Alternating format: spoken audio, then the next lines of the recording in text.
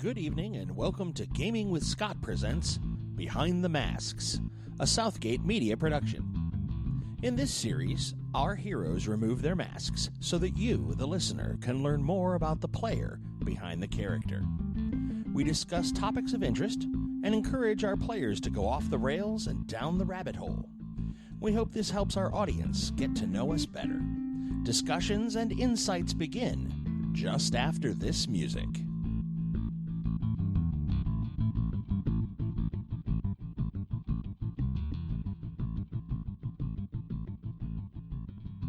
Good evening, ladies and gentlemen, and welcome to Gaming with Scott. We are here in a movie edition. I am here with Josh. Hello. Dan. Hey. Brian. Hello. And Bobby. Hey. Bobby, you're here to talk to us about which movie specifically? Because there's a bunch of them. Well, there's not a bunch of them. Devil Dogs of Kilo Company. The Devil Dogs of Kilo Company. I'm so sorry. That's Excuse me. okay. Hey, I'm in the middle of a podcast right now. Let me call you back. I'm in the middle of the podcast right now. Let me call you back. Right. Hey, I'm live on the air. I'm so sorry about Just that. ask who it is. Who was it? Oh, you already know who that was. Who was it? The Missus. Oh, was it the missus? What's going to be awesome is Excellent. like, I don't know when you're going to pop, right? But like 5 years from now, you're going to be like, babe, I'm sitting across from Katie Couric right now. You can't. Right, I can't do this. No, like the camera's rolling. Okay, babe. Wolf Blitzer's. He's giving me Turn the on the eye. TV. I I'm looking at you on Good Morning America. So what the hell? Yeah. Turn on your TV. Go to Channel 6. Okay, you see me with the phone to my ear? Yeah, that's you. You're interrupting. I gotta go. You gotta stop this. You're interrupting national TV right Yeah, now. that's okay. It's a thing. So, what's the name of the missus? What's your wife's name? Oh, Tracy. Hi, Tracy. We love you. We make fun, and we really don't want Bobby to have to pay for anything you might hear online that comes out. Don't make him pay for anything we said. Right? Yeah. I don't want to get you in trouble. I understand how that works completely. I'm okay with it. So, Devil Dogs of Kilo Company. What do we got? What's going on? Tell us about the pick. It's a World War II stop-motion what-if scenario with the Marines and the Nazis and a top-secret mission, and it's just really full of adventure. We've got like a wide range of different sets and locations that just make it really a big adventuresome film. So it is an action adventure? Yeah, it's like a warfare. Like actual drama, like Saving Private Ryan type? Yeah, along the lines of a World War II film. Excellent. And so you say it's a what-if scenario. Can you tell us the what-if? That's where I was going next. Well, Go for it. The Army, typically fought the Nazis, and the Marines fought against the Japanese. But there were like small amounts of Marines that were present during D-Day, and they were just on ships, and they were security detail and stuff like that. And so that's where I kind of got the basis of the story. Like, what if there was a group of Marines that were bored on the ship and actually got thrown in the mix to fight against the Nazis? Like some weird corner of history somewhere, and that's why I thought it was cool to put that together and not involving historical people without speaking to their families and clearing all that type of stuff. So it was just make a kind of what if, based on with historical events going around it, we just put our fictitious story and our unit in the middle of it. Fantastic. Okay. So you said stop action. Yeah, stop motion. Stop motion. I am so excited. I said stop about this. action. What did I say? Stop action? Stop motion. When I saw the trailer, I was somewhat taken aback because, A, it was riveting, because it pulled me in from what was going on from the trailer standpoint. But the choice of models, is that the word that I'm looking for here, made me go double take. I had to watch it again to go, did they do what I just think they did? Tell us about the models and the stop animation. Well, if anybody's familiar with stop motion Stop filmmaking, motion. I yeah. keep saying the wrong thing. That's me.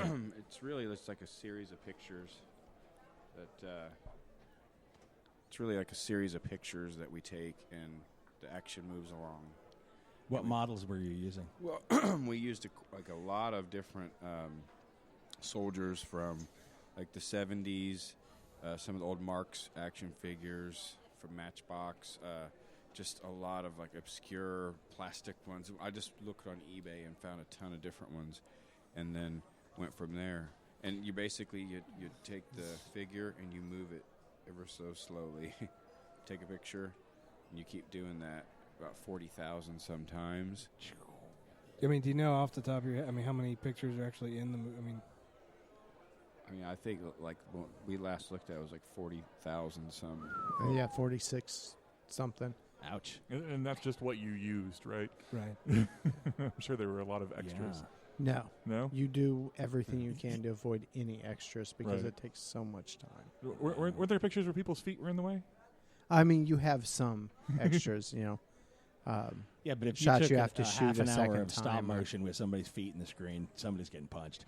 I don't mean to be that way. There but are I'm sure. There have been some heated moments in the scene where you got to, you got the whole squad runs across the frame, and then someone moves the house or the rock. Oh. And you really can't ever put it quite back where you exactly. Oh, because it does a little. Well, even if you move that, you're not going to move it exactly to where it was, because when you put those pictures together, you're going to see that building go. Right. And Right. it just. Oh, jeez. What kind of shocked me the most about it was the degree to which, from what I've seen, that it worked. And what I mean by that is, so you get this little model, and it doesn't have any facial expressions, but your voice actors were so good that the emotions of the lines carry the line. I mean, it's kind of interesting. Yeah, we had to have some pretty powerful voices because we already have an uphill battle dealing with no facial features, no emotion from No our body language. No, but what little things that we did to move them along by switching characters out. But actually, those guys did an incredible job. Kane Hodder, Jason Voorhees from all the Friday the 13th films, Bill Moseley from Devil's Rejects, and a lot of Rob Zombie's films, Texas Chainsaw Massacre 2. We had John Dugan, who's the grandpa in the original Texas Chainsaw. Nice. And the other, films in that franchise. Then we had Mike Christopher, who is the Hare Krishna zombie in the original Dawn of the Dead, and Phil Anselmo, the singer of Pantera. Bill Levin, who is the founder of the Church of Cannabis, plays one of our. Yeah, we got a 25-some-year captain, no more than that, IFD captain who plays one of the generals, and Nice. we had a voice guy come in and play FDR. So it was like fun putting this thing together.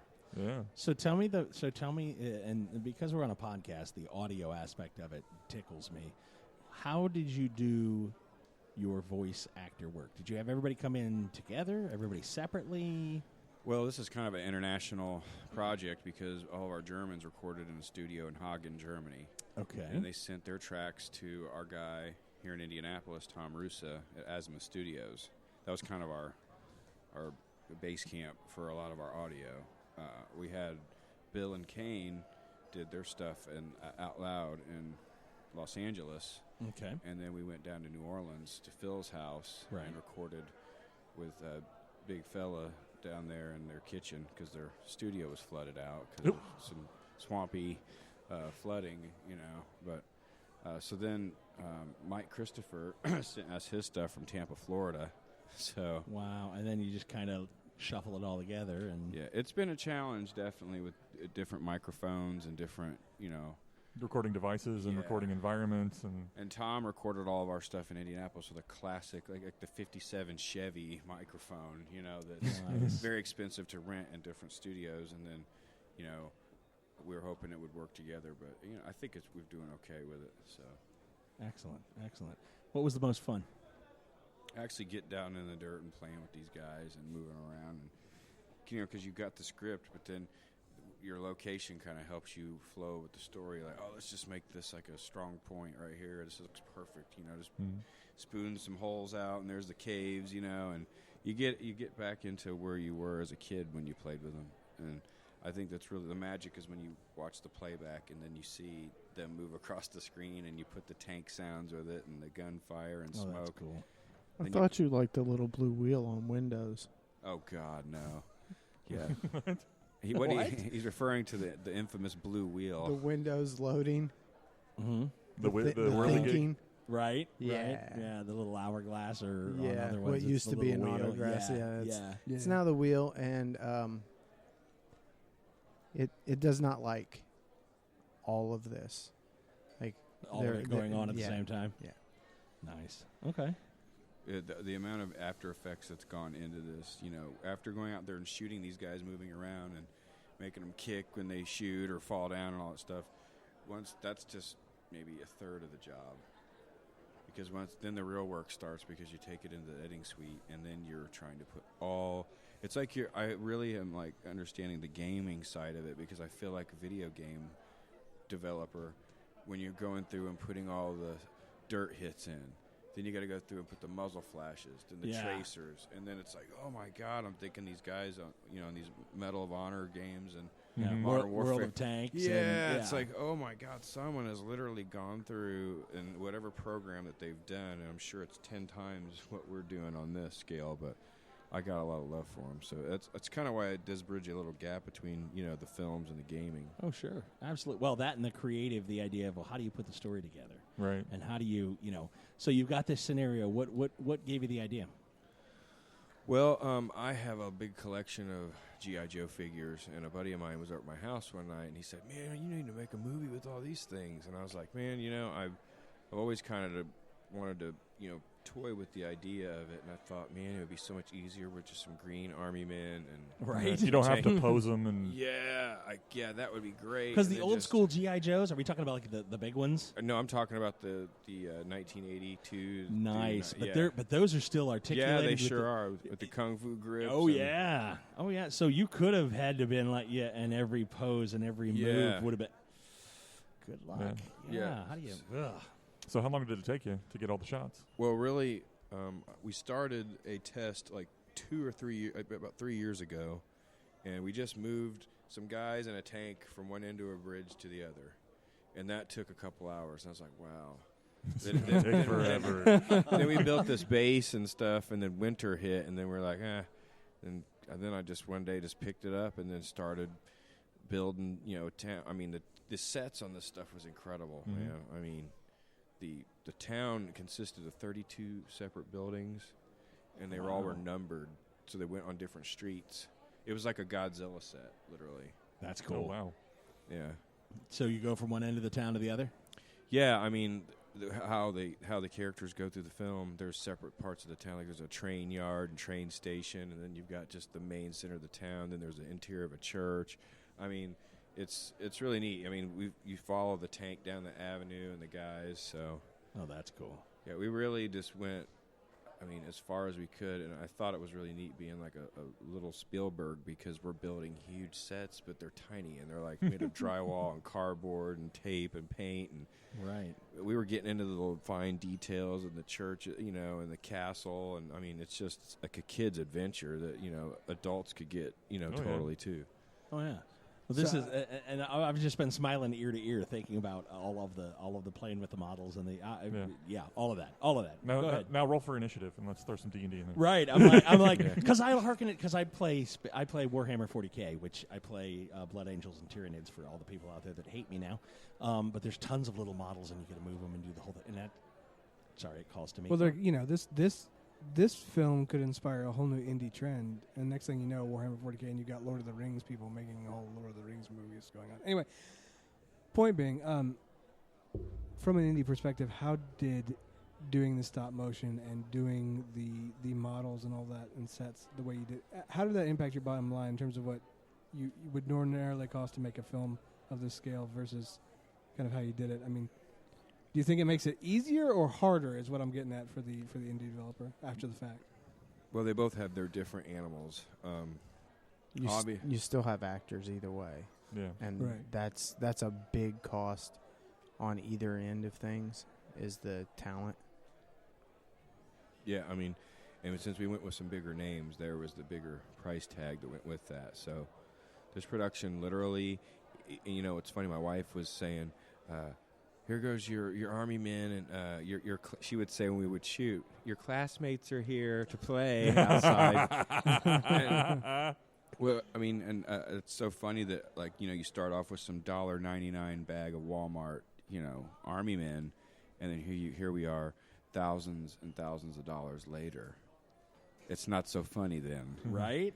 You buy one little bag at the game store, and then now you're like, well, I can field a 2,500-point army. What'd you do? What'd you spend on that? About $4,000. Yeah.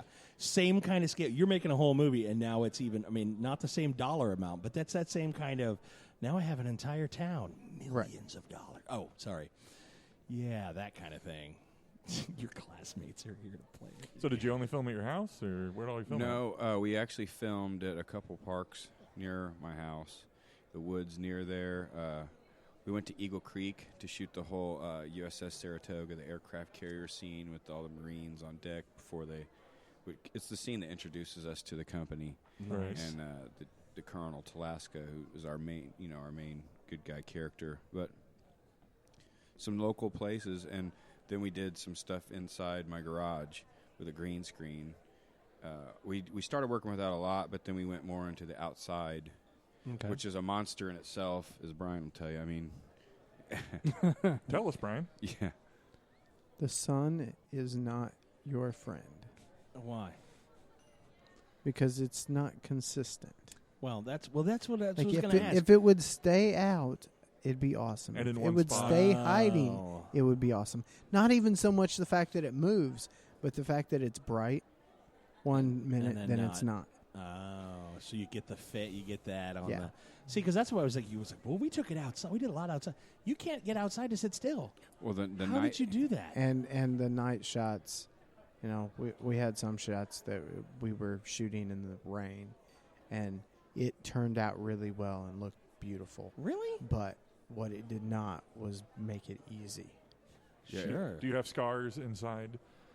Well, I thought that our figures I'm empty are just inside. like the Marines. Our figures were like the Marines. I said, well, if these guys are going through it, we can go through it. And this heat, and literally we had, like you said, we got just poured on one night, and we had production assistants with plastic tarps over us, so just our hands and the figures were out there in the rain. And like you said, it looked cool with our lighting and the moon on the wetness of the grass. But then we were outside in 100-something degree weather. Rocky gravel stuff where you're sitting there and you've got a perfect shot, but then you've just disturbed a major anthill, and there's thorny sticker bushes that are digging into your back, and you've got to get this, and So what you're saying is you suffered for your art. oh yeah, mosquitoes like crazy, mud caked shoes. I mean, hey, it's just like what kids do when they're playing it, Right. Filmmaking, yeah. filmmaking is not for the weak. There it is. Yeah, Very I mean, nice. we literally had bins that just were thrown in the back of the truck, just full of men and just all equipment, and a lot of the stuff was clotted with dirt, and it was really kind of like a combat experience. Nice. Being out there in the woods, getting ate up by mosquitoes, trying to get these guys across the bridge. So That's cool. That's cool. So when did at what point? Talk to me about the disturbing the angry anthill, and more appropriately, when did this branch off and become a sci-fi horror film? 'Cause I imagine next to those little green things, the ants look like Great Danes, and this could go bad. yeah, the nature, it was kind of funny that it worked with us, because in one scene, I would have to point it out to you, but it's kind of like when a truck is crossing the river, and then it gets stuck, and a tank has to tow it out, and when it tows it out, you'll see like this caterpillar just come right out from underneath a log and go right across the screen. And since it's in stop motion, he goes real fast. So as soon as they leave, you see like this big worm creature just go. Yeah, Oh, that's awesome. Well, the Nazis were known for their science experiments. right. He escaped from the castle. So how did you deal with doing Exactly. the wake of the truck going through the water? Well, some stuff that we shot like in live action, and then we kind of made it into. We broke it up into individual frames, and Okay. then we pulled some frames out, and that gave us a stop motion effect. But it has a really neat look, because the water will shimmer, and then it'll shimmer and shimmer, Uh-huh. and different. It doesn't look natural as the vehicle's going through, but your brain, I think, still processes the movement. So it's like your brain fills in the frames that aren't there, and that's what kind of helps it along. Right. Nice. Okay. All right. Are you gonna head at this point, or are you still on? I got one more question. You got one more question. Bring it. No. Oh, right. I'm bringing it to you. Yeah. So All right. did you have to use any special kind of camera/lens combination for all of the shooting? Yes. Often enough, we had to use most camera lenses have a minimal focal distance, so you can't get very close to the object. That's not gonna work. And it works fine for wide shots where you have the entire company there, or individuals where they're having a conversation. But doesn't work very well at all for close-ups. Right, when you have to get right up on a model for a reaction. Or So there's specialty lenses, macro lenses that go on the front of those, or special lenses that come just by themselves that you can get right up on top of them. But then that creates another issue because your total focal distance is almost non-existent. Like you could have only 1 point. Oh, wow. It's about a millimeter of geez. actual focus that you can get. So you can't have the nose and the eyes both in focus. So how do you handle that? What do you do? We're talking you pick. Okay. All right. Yeah. There you go. From there, did you? I will ask this because I've determined this is going to be the question that I ask every podcast that has Brian in it. Did you use a gimbal? No. I know that's completely outside of what you would use, but hey, I'm going to ask it. That's my thing. We did use a couple of shots. We did use a slider for. Okay. So nice. Like the shot where we are showing the exterior of the White House. Okay, cool. I know specifically is one that we use a slider for. Nice. Did you guys build the White House? Yeah. We found a 3D puzzle, and that was a monster to build, and it was the world's most difficult puzzle in 1994. Oh, wow. So I thought, oh my gosh, we got the White House, we're good. We got the foam board, cut it out, and got some green felt for the lawn, and got these trees. And I started looking at pictures, and I'm like, oh my God, there's a west wing and an east wing, and it's not just that little the block there. Right. Yep. So we got some styrofoam and shaped it out, and kind of painted windows on it, and sprayed it all up, and nice. It looked pretty good. Nice. So what did you capture pictures on? In other words, you didn't do this with your cell phone, obviously, like we talked about in the other one, where you can just get your cell phone and do yourself a stop motion. Or did you? No, this was on the 7D. Yeah, Canon 7D. Okay. We got a couple of underwater shots with I used the GoPro a couple times to shoot underwater. Cool. Like as the boats are hitting land, the camera is as if you were on the boat itself, going up and down on the water. Oh wow! Shoot, for stop motion, and so it was literally hold it down, take a picture, bring it up, bring it up, bring it up, or was it motion? Video and then. Oh, okay, all right. Because I was like, because I've got all kinds of it can technical be done, problems. But without. We shot that in one evening. It would have taken days to shoot it in stop motion. Yeah, that was meant. Okay, that's what I was like. Wow. Okay, then that's a struggle. We did take a few shortcuts here and there. Cool. Okay, excellent, wonderful. Are you going to be scooting from us now? Yes. At this point, all right. Thank you. We'd like to thank Brian. Thank you, sir. Dude. Thank you. Thanks for sir. having me. My pleasure. Enjoy the rest of your evening, sir. Enjoy the rest of your evening. You can click just off. push it You back. can push it back. You can do. It's all good. Either or. Yeah. Definitive. Dad's like, I want the headphones. Give me the headphones. Thank you. Will they reach? Yeah. They will. It's not as long as mine. All right. Yeah. They're not as long as his. Great. So I have to tell you, I'm absolutely jealous now because you built the White House and you did all these things with the models, and now I'm like, I really want to do this. But I imagine that the pain and suffering of the entire project being 2.5 years was likely something that would maybe put a kink in. We're just going to play with a few models for a couple of afternoons. So was this a consistent, 8 to 30 hours a week for a year and a half, or was this sort of we'll put it together when we get there?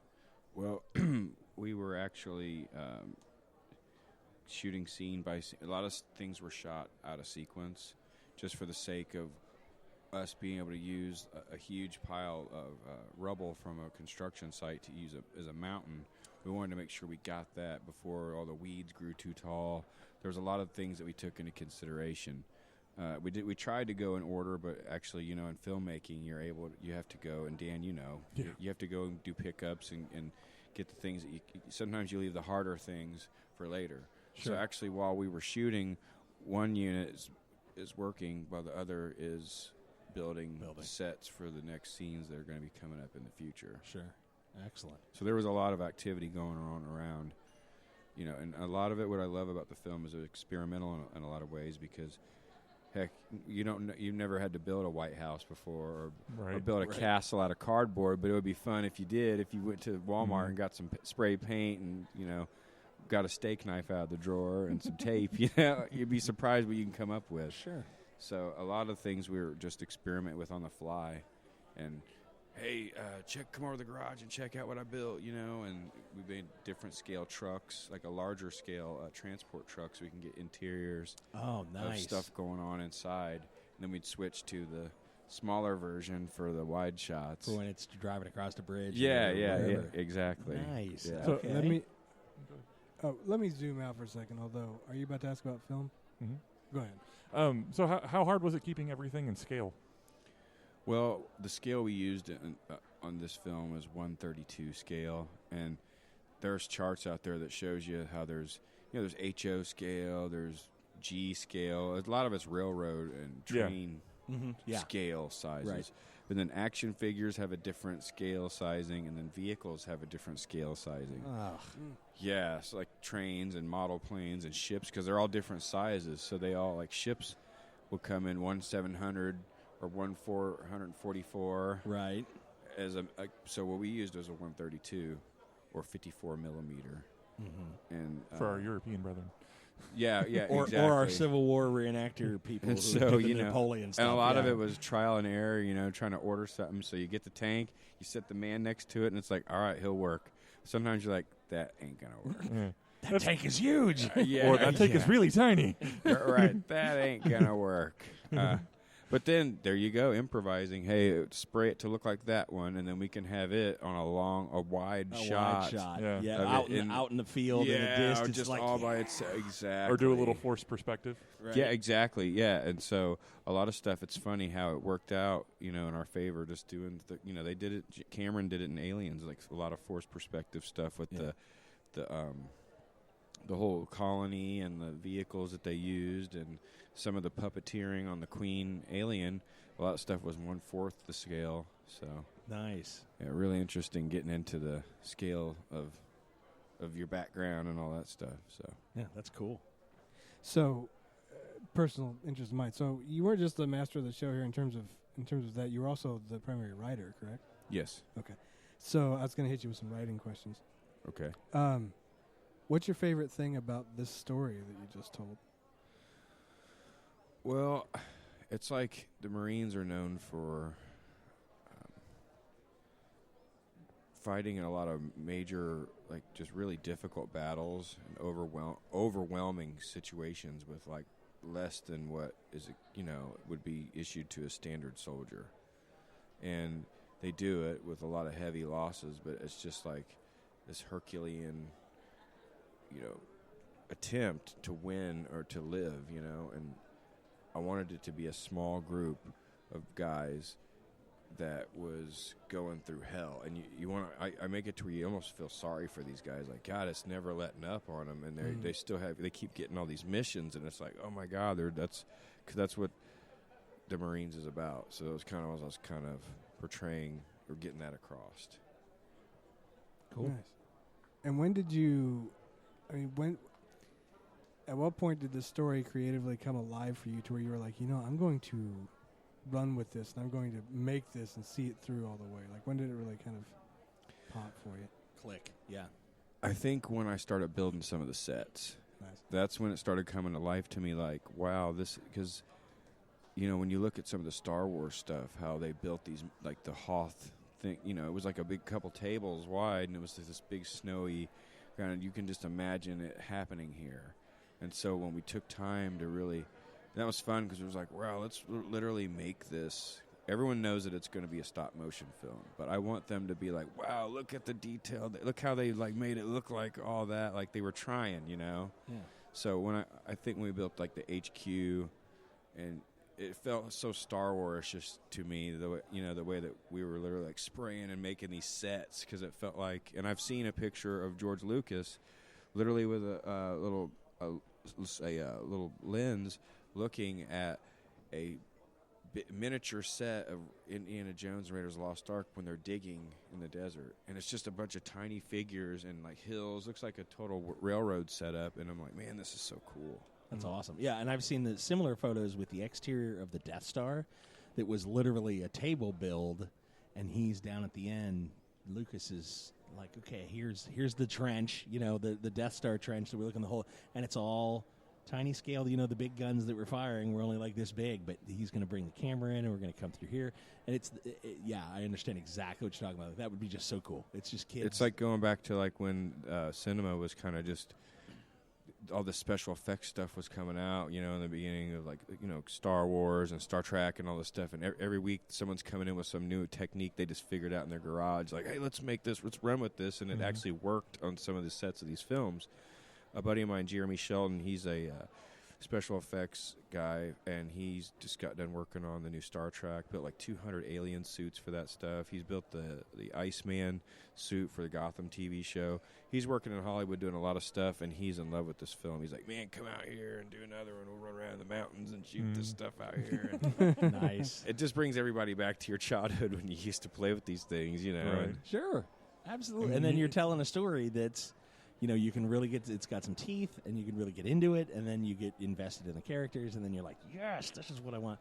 And then when those two come together, it's good stuff. I really wanted to push the envelope because once you build the set for one thing, you're like, oh my God, let's try to build this castle and let's make it have like, Nazi banners hanging down like you'd see in real life. Nice. And cobblestone and It must have been weird to order online. yeah, man. I the mean, Nazi banners. well, it's funny is I just stood there and looked at it for days like, Hell Hydra. Well, yeah. Well, actually, the Nazi banners, what I did was I ran upstairs and asked my wife, do you have any red T-shirts? Give me any red T-shirts. You don't want any more. And so we're cutting them into long strips and then digging through World War II books. I'm like, man, I can sacrifice this picture for the movie. And then, cut it out real nice and then got some hot glue and dabbed it on there and hung it up and took a, you'd laugh if you saw the interior Oval Office that we built because it's got the windows with all the trimmings and paintings on the wall, the desk. We've even got like the pen carrier on the desk, like official papers. Awesome. Yeah, and So you can really get down and roll around in the details. yeah, and then you get two guys together, and we're just I literally try to have all the little office supplies and things that you can use to on hand, like materials in the workshop, and it's really cool just to improvise. Like, oh man, check it out! We can make little books, dude. Check it out. Set it on the That's cool. Yeah. So you're going to Gen Con. Yes. What's happening at Gen Con? Give us your general schedule for Gen Con. Then I'm going to ask a couple questions. Well, unless you had other writing questions. I mean, I had a couple. Oh, well, then let me But I'd back like up. to Go talk ahead. about some writing. No, let's back up. Go ahead. So hit me. because I think creative people don't talk enough about certain things. So part of doing any one of these projects always is that you end up with things that you couldn't make work, or that you couldn't get in, or that you had to, So of all the darlings you had to cut, which one hurt the most, I guess? There wasn't anything that I cut that I didn't want to use. A lot of stuff that we cut was really because I didn't have the story yet at the time that I approached the actors. I went to a Days of the Dead convention in Atlanta, and I knew that a lot of celebrities were going to be there, and I'd done a couple tests, and I made like a quick little 1-minute thing on YouTube. And then so my guys were talking, and I said, well, let me go approach Bill Moseley with this. And I had the trailer. I made a trailer. I just shot a bunch of really cool like planes going, tanks, just to get some buzz or some interest going. And I showed it to him. He was interested. Then I went outside and I was like, "Oh my gosh, that's awesome! We got Bill." So then I went and talked to Sid Haig and I said, "Hey, Bill's interested." In this. He's like, "Oh, sign me up." He's like, well, I'm in then. Right. Nice. So then, imagine I go to the next guy and I go, "Hey, Bill and Sid are interested in this project." So then they're like, "Well, hey, I think I'd like to be a part of it too." And it was literally like an NFL draft that weekend. So then I'm instantly scared. Oh my God, I don't have a story. I Wow. may have missed a step somewhere. So to answer your question, yeah, literally, a lot of the stuff that was in the original trailer was a lot of the stuff that I first shot, and then when Brian came on the project, we started really sprucing up some of our shots, and I thought, well, let's just get rid of those and reshoot cooler stuff. So, Gotcha. yeah, that was just for necessity, kind of, and how that worked. But Is there a heroine? no, there is not. that is something that I'm not a big fan of romance in movies unless it really helps to carry it. Right. And when you got guys that are in the field, I wanted to make this a war film. Fair enough. There's not really a lot of room for that, and I didn't. Well, and keeping it period. Specific. Yeah. Right. That's none Right. of it.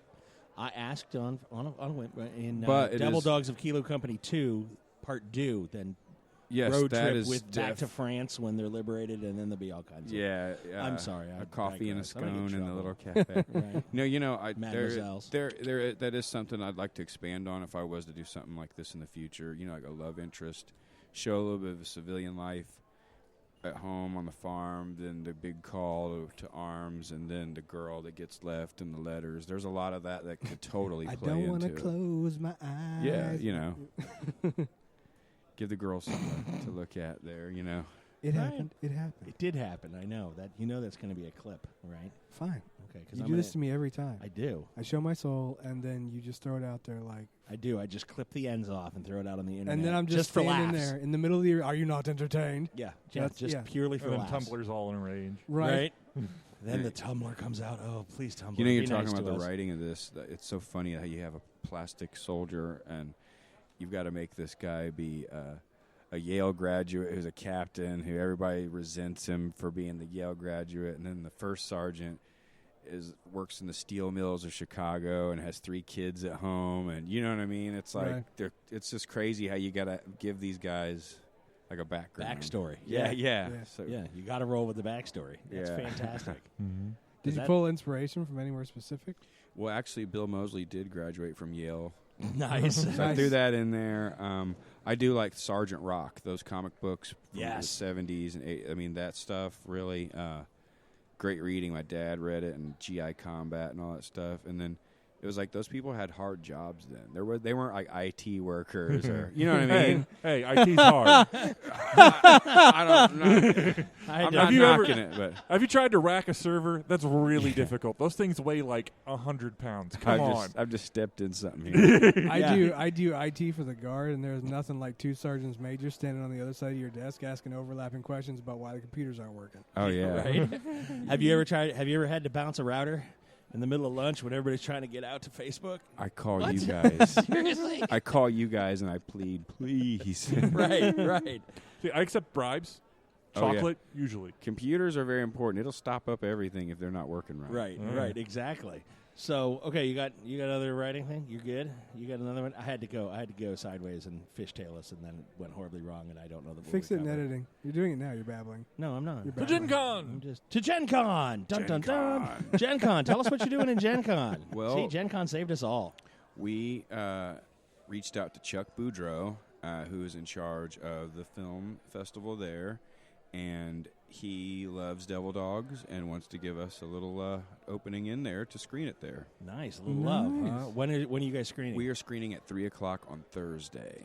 Oh, I think because I was One like, of the I think I've grand got that ballrooms there. Nice. I'm sure that but you will We find. definitely would like to be a part of that. open. Absolutely. Thank you. Yeah. You will actually see us there because we will have one of our 132 scale guys will be life size and be painted with green, and he'll have the green Nice. uniform on and stuff. So we'll have some Nice. free Army soldiers to give away too. So Actual devil dog. actual Devil Dogs. Do you think we could get you finagled in for a post screening interview so that once we've seen the movie we can ask more questions? That would be awesome, guys, because they are giving us 2 hours in the ballroom. So we'll show the film, and then we can actually do a Q&A Sure. afterwards. So nice. And Absolutely. we've got And the you room could- for it. You could record it. Yeah, Yeah. that's the Mhm. plan. Mm-hmm. Why don't you host it, man? That would be great. Absolutely. Awesome. I would love that. Fantastic. All right, And well, then then we'll have anybody to in find the out. room can just listen in on our interview. Yep, exactly. And then we'll find out when and where on Thursday afternoon at 3. We'll roll up with all the equipment, and we'll go from Great. there. Awesome. Thank you. Fantastic. And then, I didn't have an opportunity, we didn't get an opportunity when I first came in. Anything that we have that we record, you are free to take, slice it up, use it for promotionals, send it Outstanding. out, Thank do you. wherever it is you need to do. You were nice enough to take the time out to talk to us. We're going to return the favor. If you want to use the audio, go for it. It's all Awesome. Thank you So guys so much. When is Devil Dogs? Is it officially released? When will it be released? Well, right now it's in the film festival stage. So we have submitted to about 9 film festivals. and we will hear back confirmation on those probably around the third week of August is when we'll be finding out if we got accepted to screen at any of those. Okay. And So you've got to win 9 film festivals, and then we're going to release. Okay. Yeah, I just want to know what the plan was. well, the film festival situation is we're trying to get some attention and get some industry people that come to some of these festivals to see about some distribution possibilities. Nice. We do want to have a home screening here in Indianapolis, a premiere. We haven't had an Indianapolis premiere yet. Cool. And we just got word yesterday that the Indianapolis Arts Center wants to do a showing on Veterans Day. Oh, That would be awesome. okay. Yeah, that's so cool. yeah, we get to get That's in very the cool. nice little auditorium there. So, Yeah. and it's Nice, air yeah. conditioned. Yeah, exactly. You can't beat that. Yeah. Well, November we'll be all right then, I guess.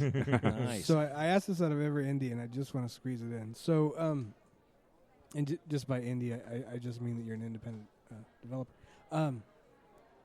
For the people out there getting their start, want to get in this, want to do it, what's your biggest piece of advice for them? Well, this is a very, very tough and cruel, cold business when you're trying to get into it with the money end of it. And I just say, don't let that stop you. Put your films out there.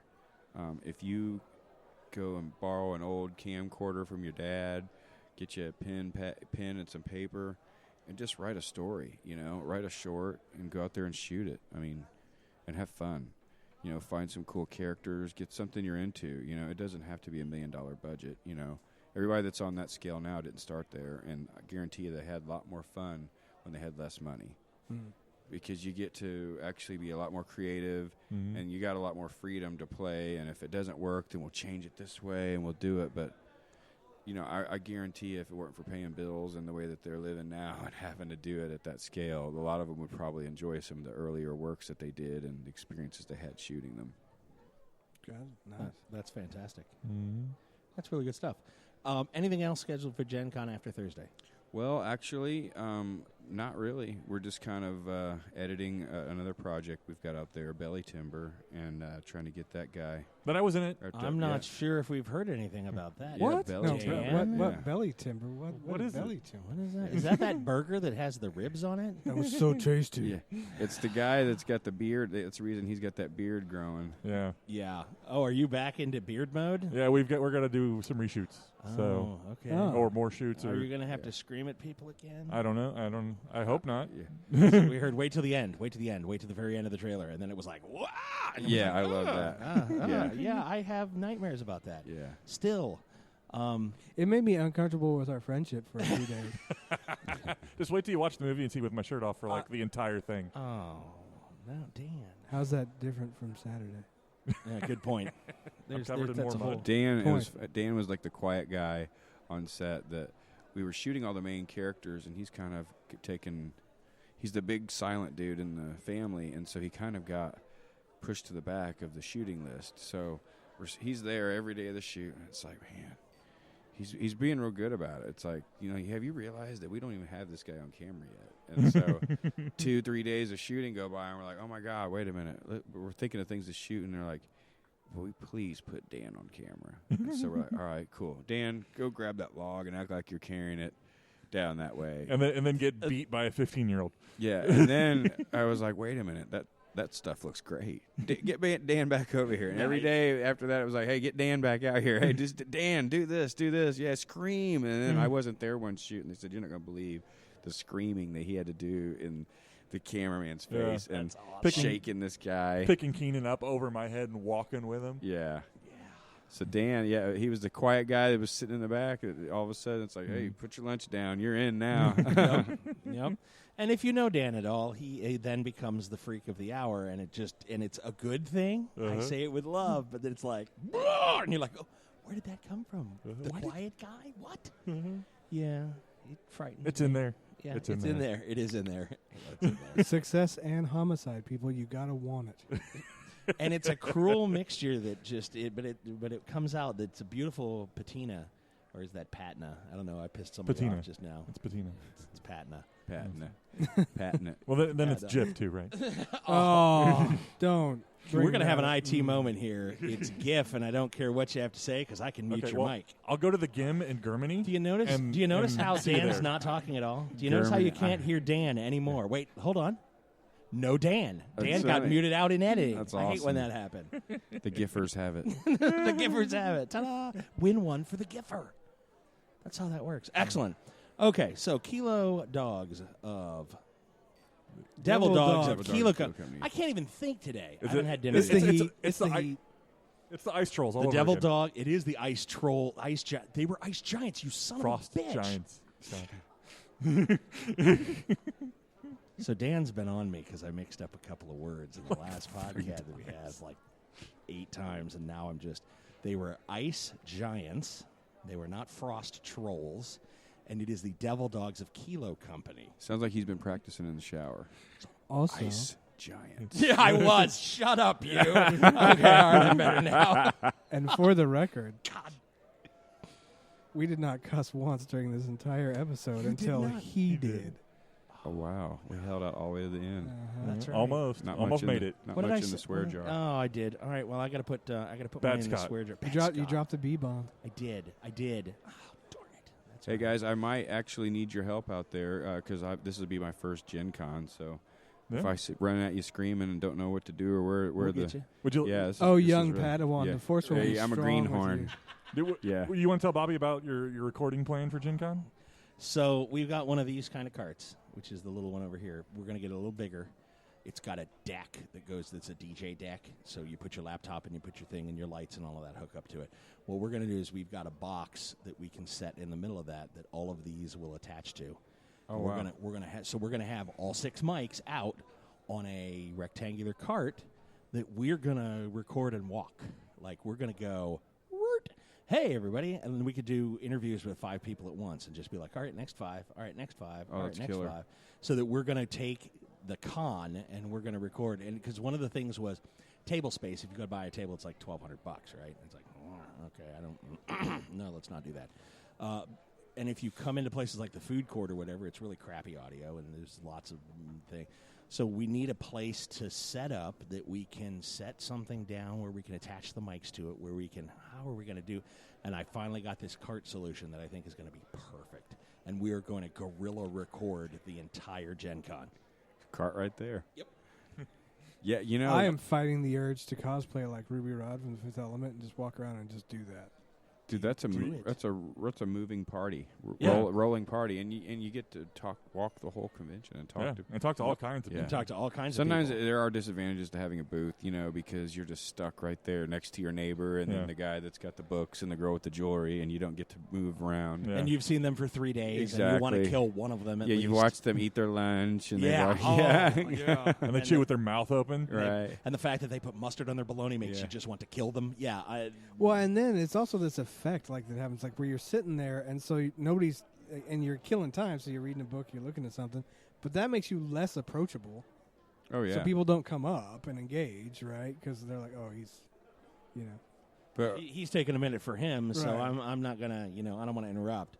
it's like they're getting a view in your little apartment for the weekend. Right, Yeah. right. Or it's Saturday afternoon into Saturday evening where there are literally packed in like sardines and there are 800 people in your 6-foot booth space. What do you do? I mean, you're just Yeah. like, I don't here, take a flyer, take a flyer, take a flyer. observe take a the flyer, writer get away. director in his native environment. Yeah. It's like Jane Goodall. Shh, he's about to eat lunch. Be quiet. He's reaching for a case of Monster Energy drink. Yeah, exactly. There's some free stuff on his booth. Go grab a couple of those free. See if they're stickers. Yeah, see if there's stickers. If they're not, I don't want it. Yeah, so we'll get you. Gen Con is not a thing. Don't be worried about that. We've done Gen Con for years. Although it was funny because my wife was very much like, I want the Gen Con experience. So I went, okay. So I brought her into the main vendor hall at peak time on Saturday and put her in the middle row and said, all right, we're going to follow you. And she went, where am I going? Where do I? Why what's would the you do that? And she went, I don't know what to do. We don't have a plan. And I went, welcome to Gen Con. And she went, what the hell is this? And I said, everybody just shows up and they're like, the first time I'm just going to hang out. I'm going to see some stuff, maybe wander around, do some things. She made it like 3 rows, and she was like, I don't know what to do now. We need to stop and come up with a plan. I said, very good. You've just graduated to the first, out of the noob level. You're now level 2. Yeah. I'd have waited for her to freak and walked up and be like, who runs Bada Town? Exactly. I'd just be like, okay, so now here's how we're going to do this. And I was like, we're going to go from here to here, then we're going to eat lunch, and then we're going to go from here to here. And you could see her just go, okay, yeah, let's do that. That sounds like a plan. And it was wonderful from then on out. But it was one of those, she's like, I want to do Gen Con. I was like, okay, everybody walks in and they think, I'm going to do Gen Con. And it's so big that it crushes your soul. Georgia Street. Yeah. They've done good with Georgia. I like Georgia Street. Yeah, we're going to hope to get a food truck or 2 on mic and maybe get some free food out of it. Awesome. Who knows? That kind of thing. And then go from there. And it's literally going to be a rolling party. It'll be get bumpers from the food trucks. That would be cool as all get out. Yeah. Yeah, it's going to be good stuff. Ooh, we got to hit up the caveman truck then. Yeah. This is the caveman truck, and you're listening to Gaming with Scott, and then jungle noises or something. That'd be awesome. Absolutely. The sound of a femur hitting someone and dragging back to the cave. No? Maybe. I went too caveman with that. Was that? As long as it's consensual, whatever. And Scott made it creepy. I did, didn't I? Okay, that was terrible. All righty. Well, we are here with Bobby, with the Devil Dogs of Kilo Company, which will be premiering. Could we say premiering, or could we just say screening? We will say a very special screening. A very special screening. We will not say premiering. That's right. We had the conversation. We've got to win the awards first. Then we premiere. Right. A very special screening at Gen Con this year, Indianapolis, Indiana, August the 4th. I thought it was the 4th. At 3rd. 3 p.m. Or 1,500 for those of you into military. Or 1,500 hours for those of you who are hoping to aspire to be a Devil Dog of Kilo Company sometime when you grow up. I want to be like that when I grow up, right? Right. Anything else? Anything else you want to shout out? Where do we get you on Facebook? Where do we get you on Twitter? You can find us at the Devil Dogs, a Kilo Company Officers Club on Facebook. Nice. Yep. You don't have to be an officer to come and sit in our chairs. You can just beers are a dime, hard drinks are a quarter. There you go. That's what I'm hearing. Okay. HorrorWasteland.com. You got it right there. Or what was the other one? HorrorWasteland.com. HORROR? Yes. Wasteland? Not WHORER. I thought I heard something different, and I then wasn't going to we've also got Horror Wasteland Flicks with an X.com too, and that's got all of our other titles on it as well. So. Nice. Okay. Then do we got the Twitters? I think I'm already Wasteland. Yep, there you are. That's us. Yes, I've already got you guys on Twitter, so I'll grab your Twitter stuff and throw that up as well, because we're going to put all those details in the show notes. Awesome. So the people who are like, oh, this is really cool, I want to go see it, we're going to put the link for the trailer in there. We'll put the screening details. We'll put your contact details, and then as they're listening to us, they're like, oh, I really want to boom, and it's all right there in front of them. Awesome. So we can get all of that going on. Gentlemen, anything before we break? Nope. Thanks for coming out, Bob. We have satisfied it all. All right. Thank you very much for taking the time and coming out. Thank you. We really appreciate it. I will be seeing you guys at Gen Con. We'll see you at Gen Con. Hopefully I'll be seeing you sooner than that. Oh, yeah. Yeah, you're going to go yell at some people. That's all good. All right, and as always, dear listeners, you'll hear from us real soon. Bye-bye.